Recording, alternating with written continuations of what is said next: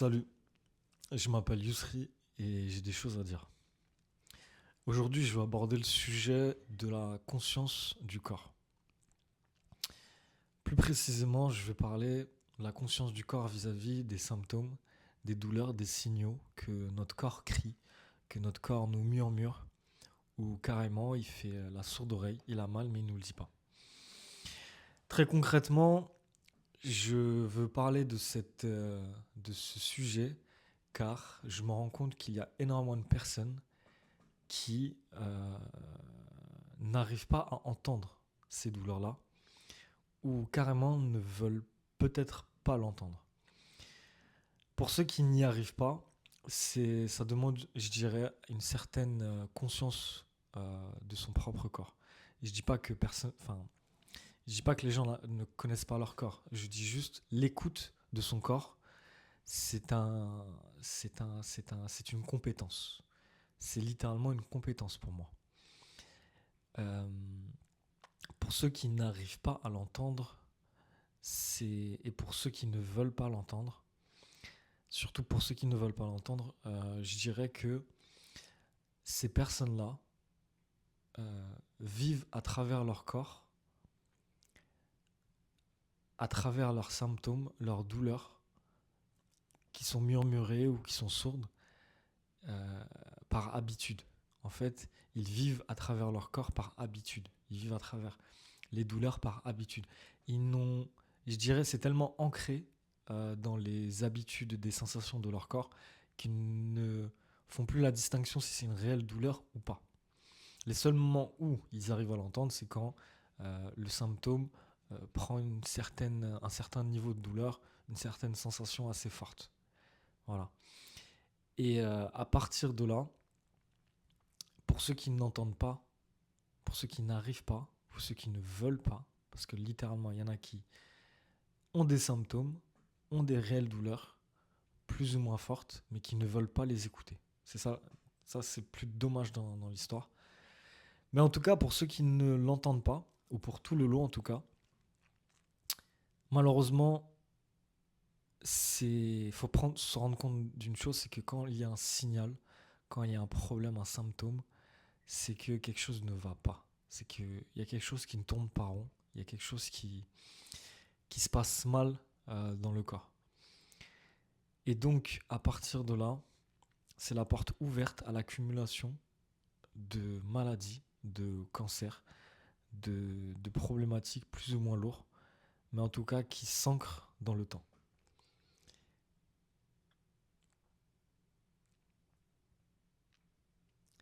Et littéralement, moi, je clame le fait de savoir écouter son corps. C'est d'une nécessité absolue. Sous plusieurs plans, c'est une nécessité. D'une part, pour se sauver soi-même de futures maladies, de juste certains handicaps. Alors quand je dis handicap, c'est juste, je dirais que ça euh,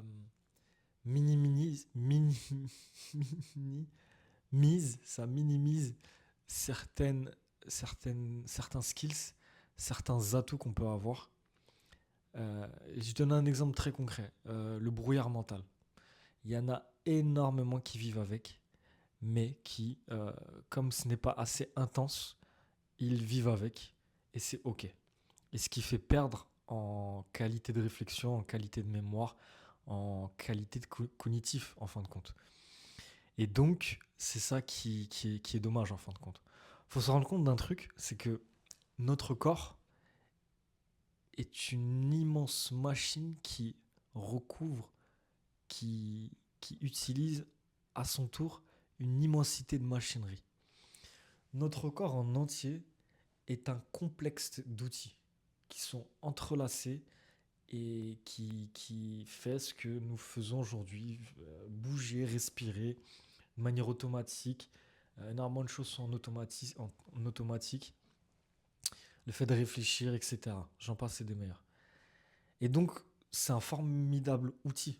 Et par-dessus tout, des outils sensoriels. C'est-à-dire, on a la capacité de ressentir chaque partie de notre corps, entre guillemets. Parce qu'il y a des zones qu'on ne peut pas sentir. Comme le cerveau, si j'avais un trou, je me touchais le cerveau, je ne le sentirais pas. Il n'a pas de nerfs. Bizarre un peu l'exemple. Mais très concrètement, on est sur quelque chose où euh, le fait en fin de compte de réduire toutes ces douleurs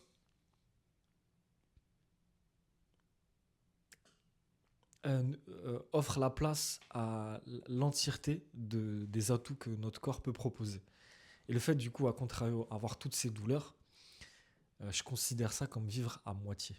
Je considère ça comme vivre euh, littéralement à moitié. On a la moitié de nos capacités qui sont atrophiées, qui sont, euh, qui sont minimisées à cause de certaines douleurs qu'on ne veut pas régler.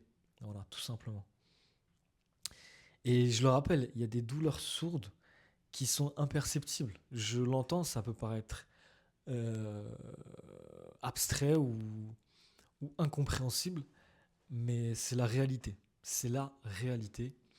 Notre corps est une formidable machine et qui nous aide à vivre en fin de compte du mieux qu'on peut. Et donc il, il fait en sorte de réduire certaines douleurs pour qu'on puisse avancer et vivre de manière la plus sereine possible.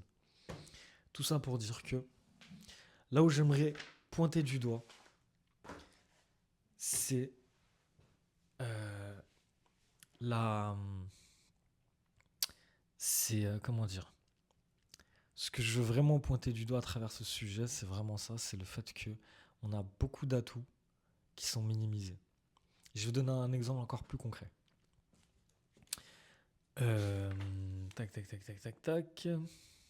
Voilà, très concrètement, la plupart des gens, que ce soit les vieux, les jeunes et les très jeunes, voilà, toutes les catégories ont des douleurs, ce qui est normal. Mais un exemple très concret, quand on a des articulations qui font mal, ça apporte, ça tire sur les nerfs et du coup ça tire sur le cerveau. Pour moi, en fin de compte, la douleur, il faut bien se rendre compte que c'est littéralement ce qui nous fait baisser cognitivement nos capacités physiques et mentales. Et donc c'est pour ça que je pointe du doigt ce sujet car il est extrêmement important pour moi de vivre une vie en pleine conscience et surtout en pleine capacité, de manière optimale. Et je vais encore une fois parler de la douleur, mais sous un autre putain, je vais y arriver. Sous un autre angle. Euh, Quand on se blesse, quand on se foule la cheville, on se casse quelque chose, on se fait griffer, on se fait couper, on a à l'hôpital, par exemple, ils nous demandent si la douleur est entre 1 et 10. Voilà, ça c'est un très bon exemple. Quand la douleur est à 10, le cerveau n'est pas du tout en capacité de réfléchir. Là-dessus, on est d'accord. Il n'est pas en condition de pouvoir réfléchir de manière calme et sereine, de manière optimale en tout cas. Et plus on baisse dans la douleur, plus on monte en capacité cognitive. Et quand on arrive au 1, là on peut parler d'une douleur presque sourde. D'accord ? Et même à cette douleur niveau 1, on perd aussi en capacité cognitive. Et cette notion de douleur, il faut bien se rendre compte. Là, je vous parle d'un aspect très concret de la douleur. Maintenant, moi, je vous parlais de la douleur interne au corps, de manière généralisée. C'est-à-dire que, un exemple, moi, qui me parle, c'est l'inflammation générale. Je parle d'une personne qui mange extrêmement mal, ultra transformée, sucrée, gras, qui ne bouge pas, qui est sédentaire, euh, qui ne fait, enfin bref, qui ne bouge pas. Pour moi, là, on a déjà tous les symptômes d'un corps enflammé. Et un corps enflammé, c'est un corps dysfonctionnel, littéralement. Les organes fonctionnent à plein régime, ils sont en sursollicitation, ils sont carrément en sursollicitation et surtout enflammés en fait. Et littéralement, quand on a autant d'inflammation, on a énormément de toxines dans le corps. Et ces toxines-là, en fait, se baladent dans tout le corps. Et c'est ça qui fait enflammer les articulations, les muscles, les organes, le foie, les poumons, les intestins, et j'en passe. Et bien entendu, le cerveau. Le cerveau, à savoir qu'il a une barrière naturelle pour laisser passer les bonnes choses. Ce qu'on appelle ça la barrière hémato-encéphalique. Encéphalique. Et malheureusement, les toxines ont, comment dire, ont plusieurs tailles forcément, et les plus petites arrivent à passer au cerveau. Et c'est là où on peut avoir un brouillard mental, un déclin cognitif, car si c'est incessamment, si c'est chronique en fait, et malheureusement si c'est comme ça en plus à l'âge quand on est très jeune, ça brouille carrément le développement du cerveau. Bref. Et tout ça pour dire que à travers des organes enflammés, à travers un corps enflammé, c'est là où